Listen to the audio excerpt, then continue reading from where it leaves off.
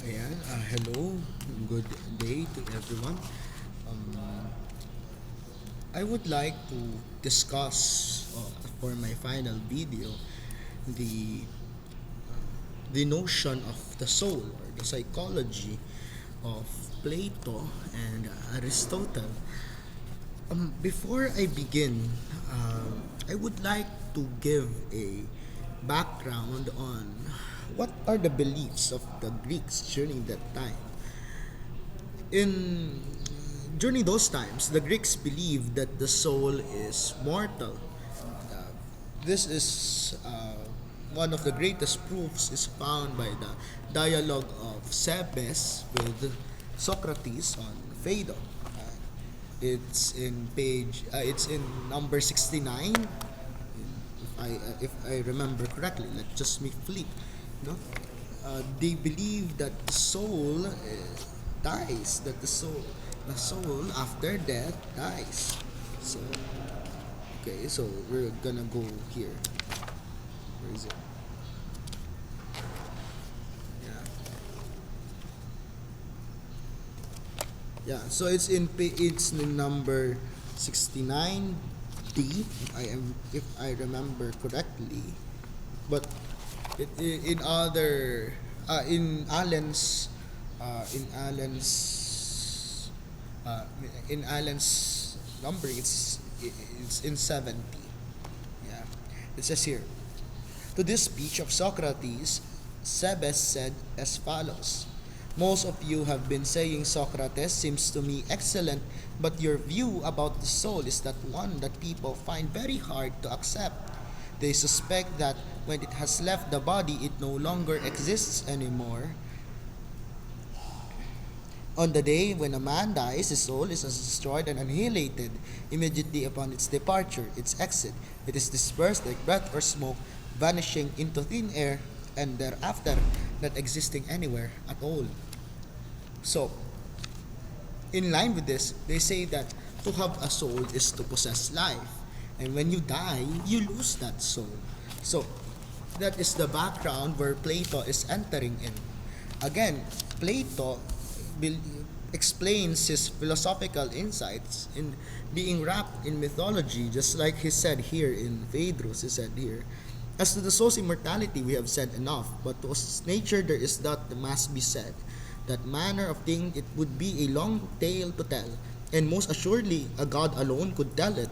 But what it resembles that a man might tell in briefer compass, that this therefore be our manner of discourse. That God can tell, God can have a intelligible explanation, but for that moment, the best way is to use man's senses. That what can it resemble? So again, it is for it is its dualism. No? But here it says that uh, the soul is distinct from the body. So the soul is something that is intelligible, and the body is something that is sensible. That is why the soul is superior from the body, and the soul must rule the body. And this is also proved by uh, the notion that the soul is immortal. And one of the best explanations of, or one of the writings of Plato that we can see his notion of the soul is what we have read earlier in his book Phaedrus, in his fragment Phaedrus, in which he used the myth of the horse and the chariot, in which merong kabayo at may kutsero, at yung kutsero, ang control niya ay dalawang kabayo na magkaiba. Yung isang kabayo ay noble, mabuti, at ang isa naman ay kabaliktaran ng isang kabayo. So, this refers to the tripartite nature of the soul. And there are three. First, the lowest, it is the appetitive soul. Uh, it is the epitometikon.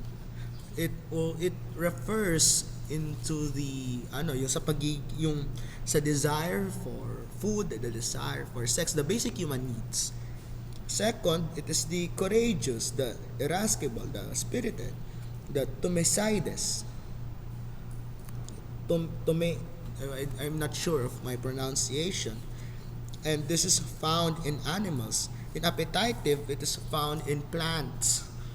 Yes. In animals, unlike plants that only have their own needs, they also can react to they can also react to stimuli. That's the main difference. And lastly, it is the rational part, the rationality, the logisticon. And it is referring to the human person. If in the notion of the body, the rationality is the head, the courageousness, the spirited is the chest, and the appetitive is the abdomen.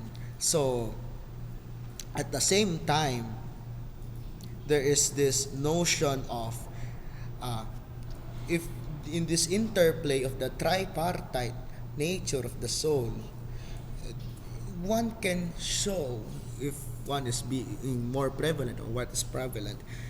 One can see if one is being philosophic or being a in which rationality comes first or comes yung nangingibabaw, ambitious, and then sensual. And this also reacts on a character of the national character, which for example, some have said that the Greeks are the rational, the Thracians are the spirited, and the Phoenicians, being the lover of pleasure and of wealth, is the appetitive. And this is again, I have said earlier, there is this notion of the contemplation of the soul, that the degree depends on the soul's being incarnated in an animal or a man. In contemplating the ideas more, they will be born with a higher degree of incarnation. This is the notion of the transmigration of the soul, in which after death, one faces the master, uh, and there is a migration, as have said earlier here, as also said in fragment 248 here, that whatsoever soul has followed in the train of the God and discerned something of truth shall be kept from sorrow until a new revolution from begin. And in the end, now, in all these incarnations, he who lives righteously has a better lot for his portion, and he who lives unrighteously a worse. So, again, going back to the tripartite nature of the soul, the chariot, the two horses, points out at the two horses as the spirited and the appetitive, and the the one who the one who controls is the rationality, supposedly. And in the transmigration of the soul, this also proves the immortality of the soul, the notion of immortality of the soul, that man having an a priori knowledge, it is not deprived from experience. The knowledge is not deprived from experience, but it must not, being not derived from experience, it must mean that man has learned it from a previous existence. So, yeah, so Plato's notion is very much mythological, and this notion of the immortality of the soul is only on the rational. So it questions the unity of the soul. Meanwhile, Aristotle explains this as he believes that the soul determines the life of the plants, the animals, and of man. And just like on the tripartite, there's a similarity, which is that three kinds of soul. First is the vegetative soul, which are the plants, which focuses on the growth, the nourishment, and the production. Second is the sensory soul, which has similarities or some elements of the appetitive, or which are the sense perception, the appetite, and the movement. And then lastly is the spiritual soul, which is man, which possesses the nous, So again, here in vegetative plants, sensory animals, and third is man. So that's the major similarity. And furthermore, Aristotle explores what uh, what Plato left behind.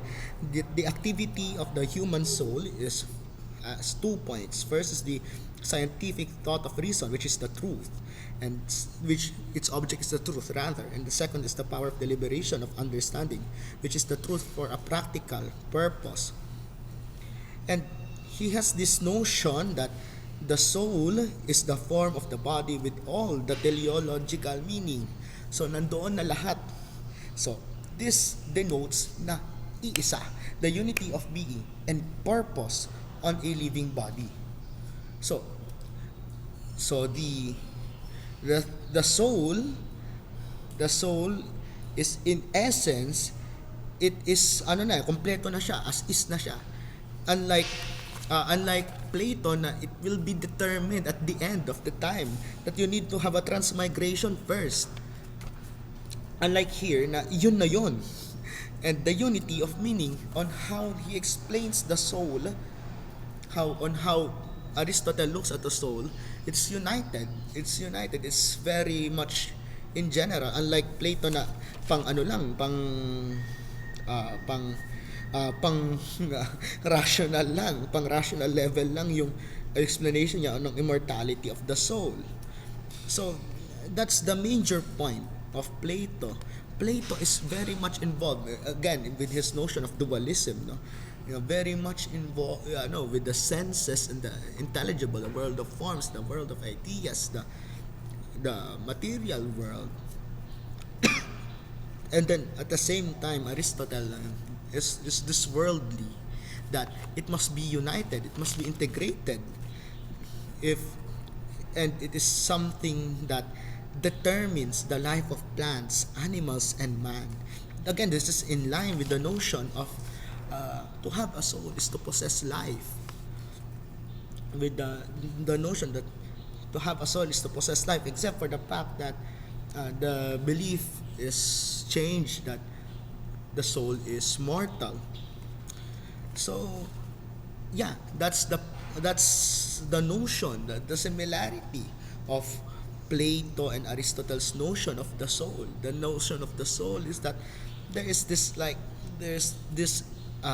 element of being the tripartite, which in Plato it is a level.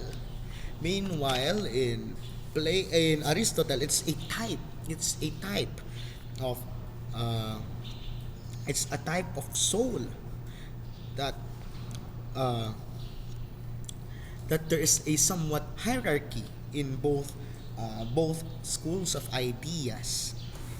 So, yeah, it's very interesting to see how, since they are very closely related, that may similarity, may pinanggagalingan, merong similarity sa isa't isa, that we can really say that they have met in time. And at the same time, they still originate from the notion of Socrates, which I have not discussed on Phaedo, na pinag-uusapan nila ni Seves na paano mo ako makukumbinse na ang tao ay ang kaluluwa ng tao ay immortal. 'Di ba kapag namatay ang tao, wala na. Because to have a soul is to possess life. If I don't possess life anymore, it means I do not have a soul anymore. So that's the notion. And it's very interesting on how they responded both on what's their idea of the soul. That it reflected their general idea of Plato being otherworldly and Aristotle being this worldly. And it's very interesting to see, especially if me being having interest in history and also here studying philosophy. So I'm very interested to see on how the notions progress time over time and over time. So sir, thank you for a semester with you. I hope that the next semester will be good. No? Again, sir, maraming salamat po.